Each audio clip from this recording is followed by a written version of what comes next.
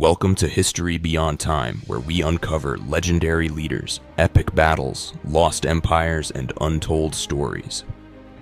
Genghis Khan, the conqueror, and his methods of dealing with enemies. Genghis Khan, originally named Temujin, was born in 1162 into the harsh Mongolian steppes. His early life was filled with struggle. His father was poisoned, and his family was left to survive in exile. However, through sheer willpower, intelligence, and strategic alliances, Temujin united the Mongol tribes and, in 1206, declared himself Genghis Khan, universal ruler.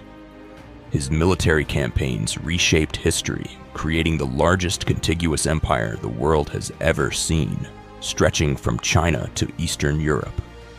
His success was not just due to military strength, but also his ruthless, calculated way of dealing with enemies.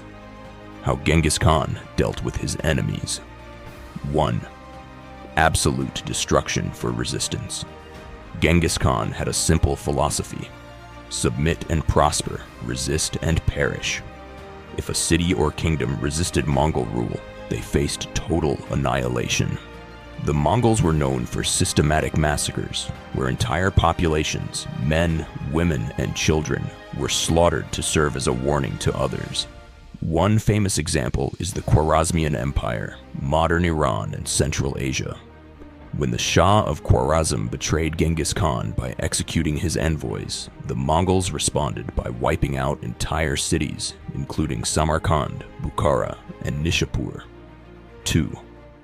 Psychological warfare and terror. Genghis Khan used terror as a weapon. He often let a few survivors escape so they could spread horror stories of Mongol brutality. This fear led many cities to surrender without a fight rather than risk total destruction.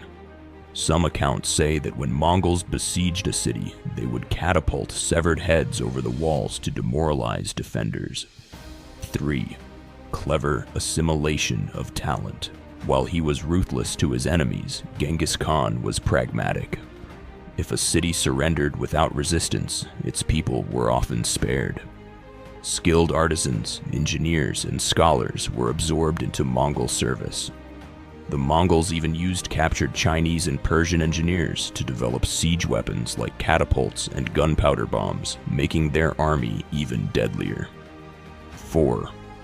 Use of spies and intelligence.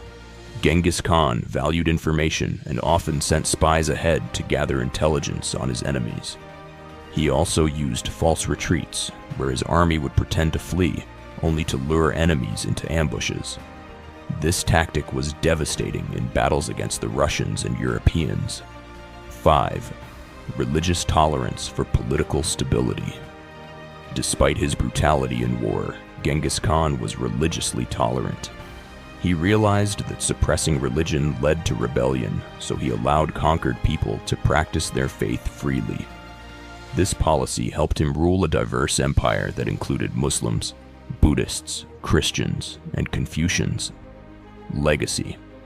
By the time of his death in 1227, Genghis Khan had built an empire that laid the foundation for future Mongol rulers, including his grandson Kublai Khan, who established the Yuan dynasty in China.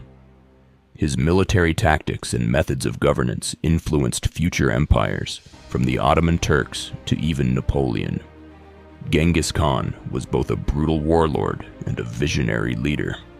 His ability to instill fear, use intelligence, and incorporate the talents of his enemies made him one of history's greatest conquerors.